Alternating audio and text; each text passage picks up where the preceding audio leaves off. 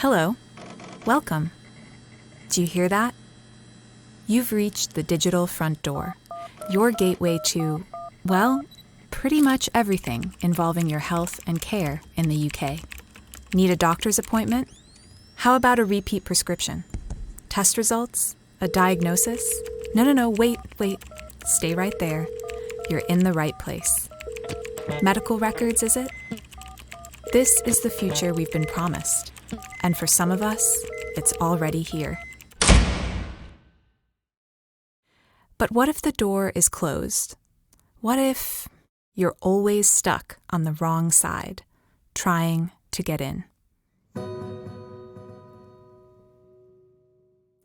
This podcast and the project it's based on are all about listening to the voices on the other side of the door. Okay, and this digital front door, it's, not really a door. And it doesn't sound like this. The digital front door is an idea, an ambitious, idealistic one, about democratizing and improving access to healthcare through digital technologies and the power of data. In June 2022, the UK Department of Health and Social Care put out a plan for digital health and social care that pledged to transform the NHS app and nhs.uk website into a digital front door to the health service. It would form the cornerstone of a new relationship between the NHS and the public, helping people to manage their health, stay well, and get well. But this idea is already having a real impact on people's lives. And it's not the same for everyone. It's so much stress and it's so much trouble. It's very varied, but most of the time it is very negative. I think it's a bit of both. I think from people who I speak to and from the interviews that I've done, sometimes it works well, sometimes it doesn't. It's not just a poverty issue, it's a knowledge and putting into practice issue. I'm Kira Allman, and I'm a digital anthropologist who has been studying digital inequalities for years. I joined the Ada Lovelace Institute and this project to bring lived experience perspectives into the conversation, understanding digital and data-driven inequalities from the ground up. And that's why we teamed up with Brian Scott, Stephen Porter, Karina, people call me Koi, Karina or Koi's fine, Caroline, and Tracy, who are peer researchers to do part of this project. They all have personal experience of poverty. They're part of the Apple Collective, which stands for Addressing Poverty Through Lived Experience. And they all are living with or close to someone living with a disability or long-term health condition. I got involved because digital is great for some people, but if you're in poverty, you can't afford a laptop, you can't afford the data, and all these barriers kept coming up. Me personally, because I've got health problems myself anyway, and I'm frustrated with how the NHS is run now. And if, I can have a hand in helping improve that for other people, then that will be a great thing. With me, I've kind of got a unique perspective where I can see it from both sides of the hospital bed, if you like. I'm an ex-nurse, and also in the past year, I nearly got misdiagnosed with a condition that ended up being cancer. Together, we held workshops and came up with the questions we wanted to ask about data-driven systems and health inequalities.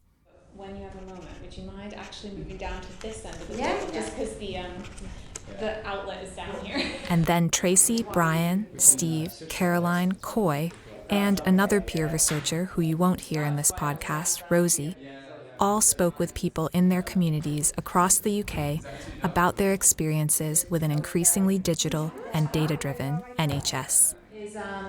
We've got these mics in the middle here, and we've got this mic with a really long cord, which we can pass around. So, probably one of the big myths about digitization is that it will overcome the social and geographical limitations of the physical world. We know that where you live affects what kind of schooling you get, the grocery stores you can shop at, the jobs you can do, the GP surgeries you can access. Digital technologies could remove these restrictions, if you could study online, order food on the internet, work from home, or see a doctor on a video call. But what we found was that where you live also impacts the digital services you have available. I live in Glasgow, and it is a deprived area where I live. There is the health centre. If you're fit enough, you can walk. But as I was saying, if you haven't got the bus fare to get there, a lot of people just won't go because you can't afford £2 for 2 bus stops. And like for all the COVID jags, so you have to go to the mosque. So that's like £15 in a taxi each way. So people just won't go. Very few people, I would say, do have access to computers and that. And the few that do, they say they've even tried to get onto an NHS website to do things, but they can't get on or they don't understand it. And a lot of people don't trust it. They say it's too hard to navigate. Healthcare in my area is rubbish. I moved doctors because my doctor's was rubbish that was close to me. I moved to one further away, and for a while it was better. However, then it just seemed to follow suit of everybody else, and you have to be available all day for an appointment and phone up at 8 o'clock in the morning. They refuse to take prescriptions over the phone, so you've either got to do that through a third-party app, which I'm very aware is mining your data, or you can phone up the chemist if they'll answer the phone. To me, I would link inequality to self-worth. Born and bred and grown up in a deprived area, we don't expect a lot to be done in our area. And when it comes to health, it's the same. There's not a high expectation, or you're just a junkie, so therefore you're going to die at an early age. You're abusing alcohol, you're going to die at an early age. You're going to get cirrhosis of the liver. Whereas if you go to like some more affluent part of the country, the people there will be more likely to demand their services. So if you're not shouting and bawling, then you're not going to get the money spent on you. Not everyone is even able to access and competently use digital tools and platforms. A lack of financial capability or digital literacy often stands in the way of getting to and through any digital front door. If it's not a face-to-face, most of the time it isn't, it's done via Zoom.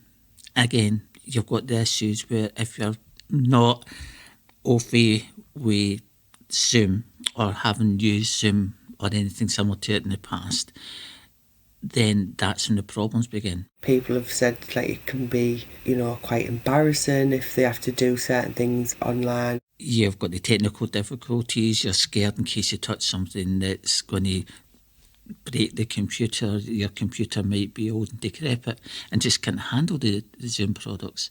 Your internet may be in a very basic internet package, so your internet's too slow. I had an operation recently because I'm always questioning everything. So I went in there when they were like, "Have you got an email address?" I was like, "Oh, what for?" Well, for the information for the operation. I was like, "Well, what happens if you haven't got an email?" "Oh, you get one of the few paper copies that we've got." The way they were talking about it, it was like, they kind of made you feel like you were being awkward and you were trying to access a limited resource because they're trying to phase out paper copies. And that just doesn't work for everybody. The reality is that digitization will always risk replicating or introducing inequalities as long as the voices of people like Coy, Brian, Steve, Tracy, and Caroline aren't part of the national conversation on the promise of technological advances in health. The people who they're aiming the services at are the people who need to be in at the very beginning of any design process.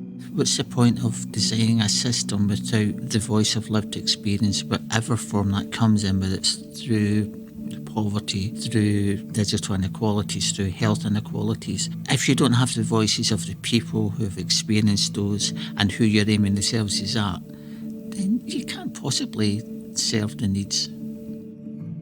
People with disabilities are always left out, and there's been a 56% rise in disabled people having to use food insecurity hubs. And to me, they need more help and support than majority of people. They're the guys who actually have to go through it all on a daily basis, or they've already lived through it. So why not ask the experts? Because they are the experts in that field of being the patient, and that's really the people you should be asking. Difficult decisions about how to provide care, how to use people's data, and what best practice looks like need to be made in dialogue with the people receiving that care. And more research needs to be done that way too. I like doing research. I like being on both sides of the table. I find it very interesting. To work in the way you have done and involve a mix of people, definitely a mix of skills, mix of expertise. If it's not done in that way, then I don't think it can be done right. You have to have all those different experiences. I think it was an important study.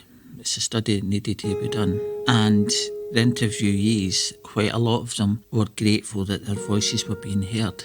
I think that was important, that people's voices are being heard.